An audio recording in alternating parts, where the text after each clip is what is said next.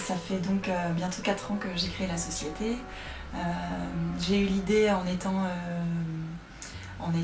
étudiante à l'université en histoire-géographie, donc rien à voir. La passion du métier est venue à moi en fait. Et j'ai décidé d'apprendre le métier en Belgique, à Bruxelles.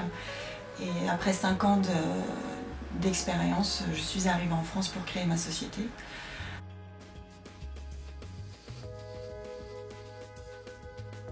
Pour avoir une clientèle régulière, il faut quand même attendre quelques années. Là, je commence seulement finalement à avoir une régularité dans ma clientèle.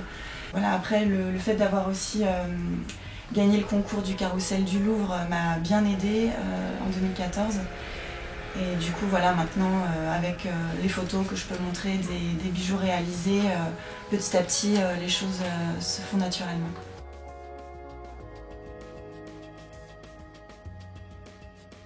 Alors, au-delà du financement, moi, j'avais demandé 5 000 €, donc c'était en plus de mon prêt bancaire.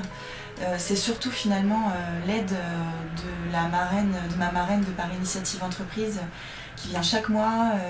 C'est ça que j'ai vraiment apprécié, c'est qu'en fait c'est pas juste une somme d'argent prêtée, c'est vraiment un soutien sur le long terme et pouvoir discuter de ses problèmes, parce qu'il y en a beaucoup. Quand on crée une entreprise, on ne s'imagine pas, en fait ça roule pas tout seul, ça demande une énergie folle et d'avoir quelqu'un qui nous cadre un petit peu et de par son expérience et son expertise nous remet un peu les pieds sur terre, c'est parfait, quoi. Vraiment une aide très très grande.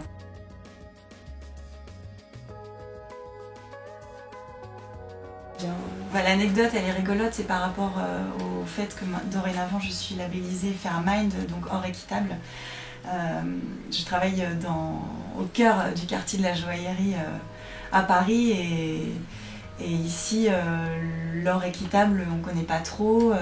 Je suis un petit peu prise, non pas pour une folle, mais pour quelqu'un qui veut redonner une nouvelle idée de la joaillerie, même si je suis loin d'être la première. Mais c'est rigolo en fait, le regard de mes collègues sur la joaillerie équitable. Je suis très contente de leur montrer que ça existe depuis plus de 10 ans, que le label existe, qu'il y en a d'autres. Moi je fais partie du label Fairmind, mais il y en a plusieurs. Et d'aider à développer le côté éco-responsable et éthique autour de la joaillerie, parce qu'il y a beaucoup de choses à faire quand même dans la joaillerie.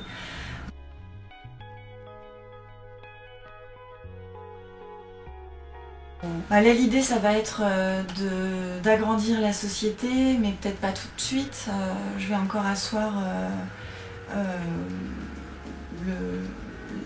le savoir-faire de la marque, qui est encore toute jeune, et continuer à travailler dans cette notion de l'artisanat et de la pièce unique, parce que pour moi, c'est vraiment important, ce retour à la pièce unique.